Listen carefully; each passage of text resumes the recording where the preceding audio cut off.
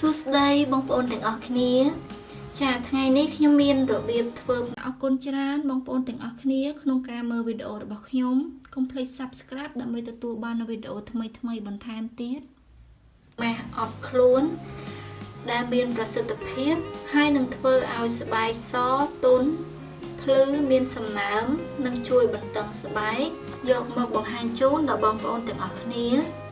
ចាហើយគ្រឿងផ្សំវិញមានដូចជា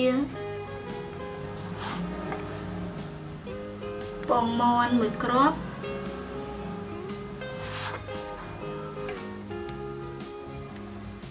ទឹកដោះគោឆៅ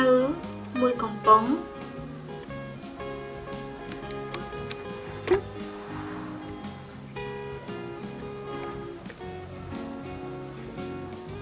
ចាអ៊ូ1ចាគឺមាន3មុខ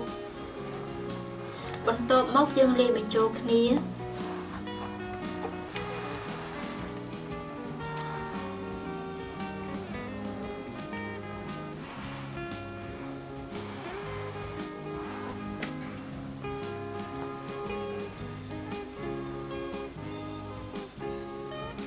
វិធីធ្វើវិញមុនដំបូង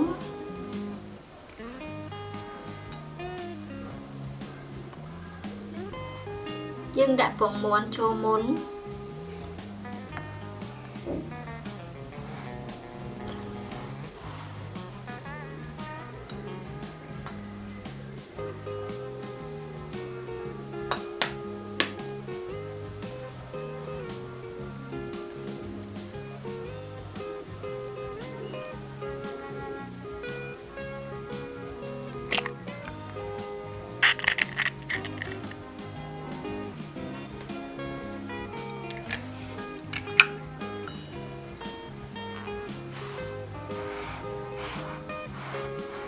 រួចហើយក្រឡុកពងមាន់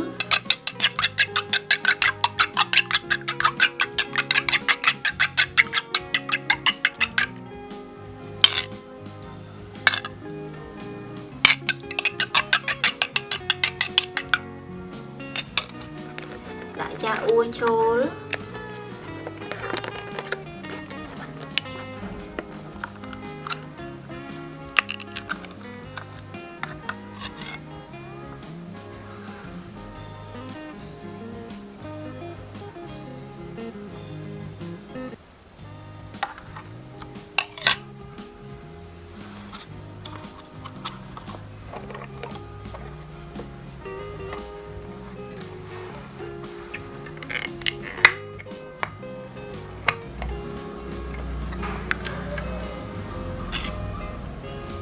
ចាបន្ទាប់មកដាក់ទឹកដោះគោចូលដែរ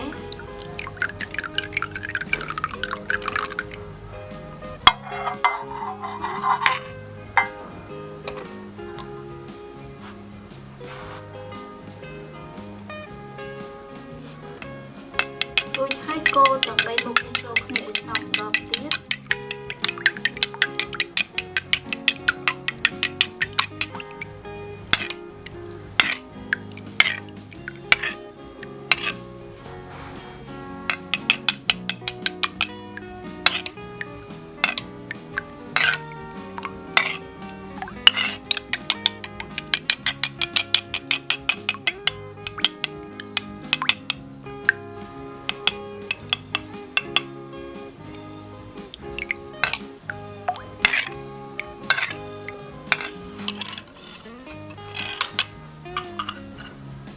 ចាបន្ទាប់មកយកលាបនៅលើស្បែករបស់យើង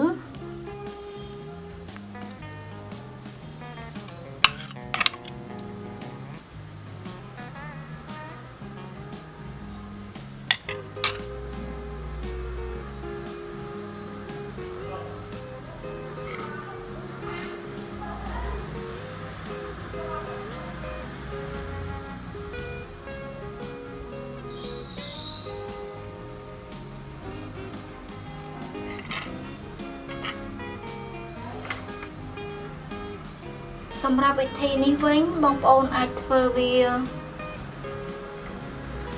មួយសប្តាហ៍ឲ្យបាន2ដងហើយយើងអប់ទុក 20នាទីចាំលាងសម្អាតស្បែកចេញ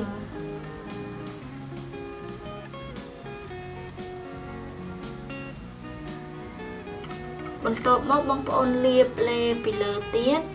ចានោះស្បែករបស់យើងកាន់តែសមករលោងតែម្ដង